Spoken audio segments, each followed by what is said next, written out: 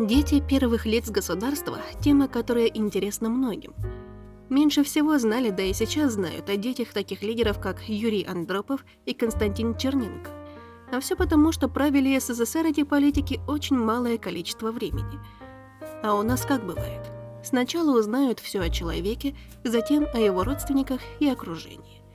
Советские граждане еще толком не успели ничего узнать об Андропове, а он уже умер. С Черненко та же история.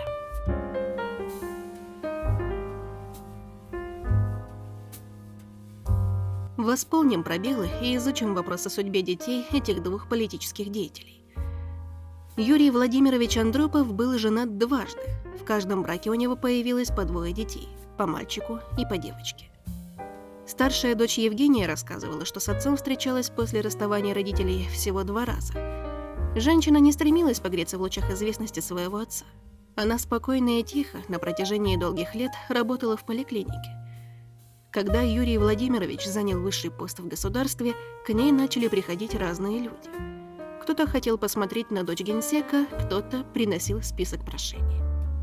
В общем, Евгения Юрьевна натерпелась. Отец помогал своей первой дочери, распоряжался о выдаче ее семье путевок в санатории, посодействовал в вопросе получения квартиры. Евгении однажды выдали просторное жилье, главное, с большой кухней. Но отец и дочь, как отмечалось, почти не общались. Владимир Юрьевич Андропов. Сын ушел из жизни, когда ему было 35. Как-то все сразу не заладилось. Связался с плохой компанией, получил срок. Позже Владимир уехал в Тирасполь. Начал работать на швейной фабрике, завел семью, но пристрастился к горячительным напиткам. При этом его контролировали и поддерживали сотрудники КГБ. Владимир почувствовал себя очень вольготно. К сожалению, это способствовало его уходу из жизни. Игорь Юрьевич Андропов, другой сын, сделал карьеру дипломата. Одно время он, выпускник МГИМО, работал послом в Греции, затем в нашем МИДе. В конце жизни Игорь Юрьевич решил написать книгу об отце, но задуманное не завершил. Покинул этот мир в 2006 году. Ирина Юрьевна, младшая дочь, хотела стать актрисой, но отец не разрешил. В итоге она поступила в МГУ и стала филологом. Ирина трудилась в знаменитых издательствах «ЖЗЛ», «Молодая гвардия». Известно, что дочь постоянно просила отца за артистов, которые оказались в опале. Папа помогал, когда мог. У Константина Устиновича Черненко было 2 официальных брака, а детей родилось побольше, чем у Юрия Владимировича – 5. Сын и дочь от первого брака, сын и 2 дочери от второго. Старший сын, Альберт Черненко, стал видным ученым и политиком. Он ушел из жизни в 2009 году, имея 2 ученые степени – доктор философских наук и доктор юридических наук. Долгое время Альберт Константинович работал в Томске, в горкоме и обкоме. Затем возглавлял партийную школу в Новосибирске.